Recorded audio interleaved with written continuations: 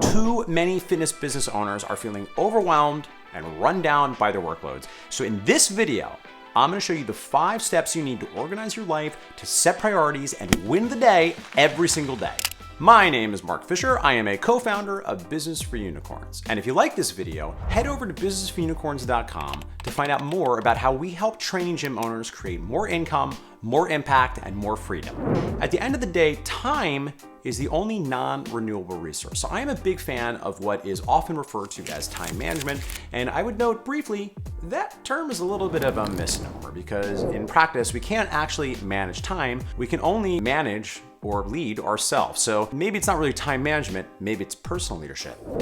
Maybe think about that. So the 5 steps that are required to make order out of the chaos of your life are capture, analyze, schedule, execute, and audit. Now I'm gonna break these down for you now. So the very first thing we need to do when we're looking to create some order out of our life is capture all the things, all the inputs, all the ideas, all the things that might turn into a task and action steps or projects. So this could include ideas you have while you're listening to podcasts or watching videos like this with yours truly, or some of these actions to be captured might come out through the course of your day, either from conversations with clients, things you tell your clients you're gonna do for them. The key thing is we want some place where we're capturing all of this stuff. Now, there's kind of 2 buckets of places to capture all these potential action steps, and that is some analog system, which could be just a regular lined notebook, or if you prefer, there are a number of commercially available time management journals now, which will give you some structure. Or alternatively,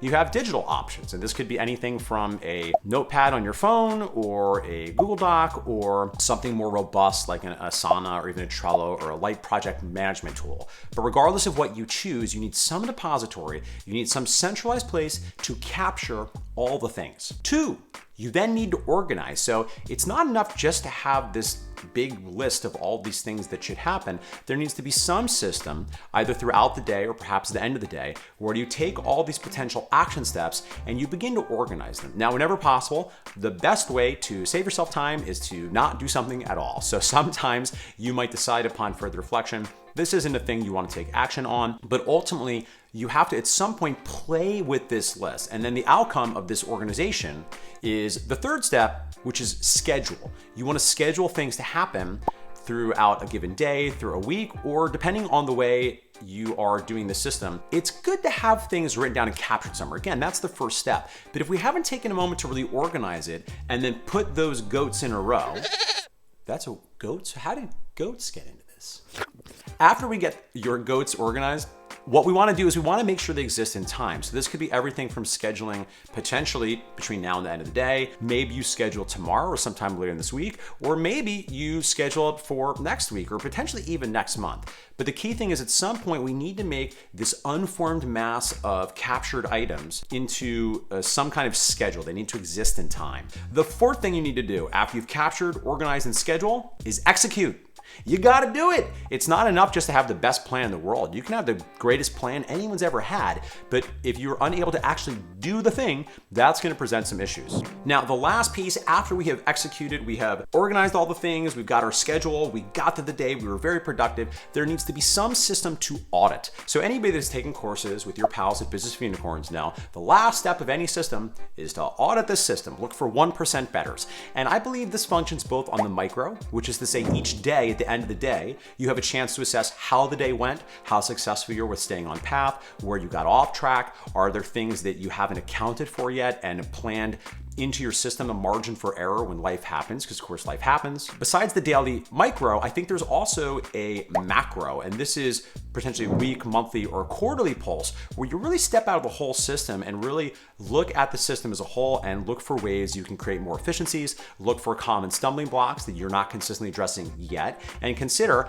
how do we fine tune the system? Because the particular tools that you use for everything from capturing to scheduling to executing, those are gonna have to scale and be the appropriate level of complexity and systification for the current complexity of your life. So we don't want to have an overly complicated system if your life is simple and you just don't need that. Conversely, if we try to have a very simple system, we don't have robust ways to capture all the things coming at you, you're going to start to run into issues, and it's going to lead to some real issues and drop balls in your personal life and in your business, both of which are not good for quality relationships.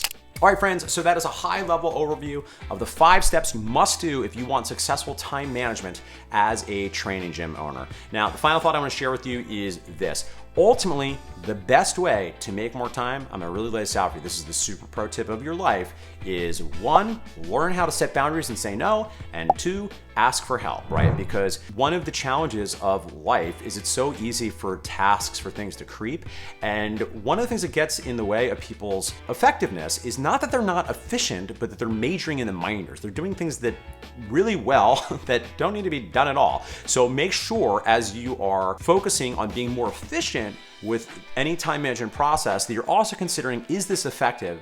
Is this truly moving me in the direction of my preferred future, where no doubt as a training gym owner, my dream for you is that you're making more income, more impact, and more freedom. All right, friends.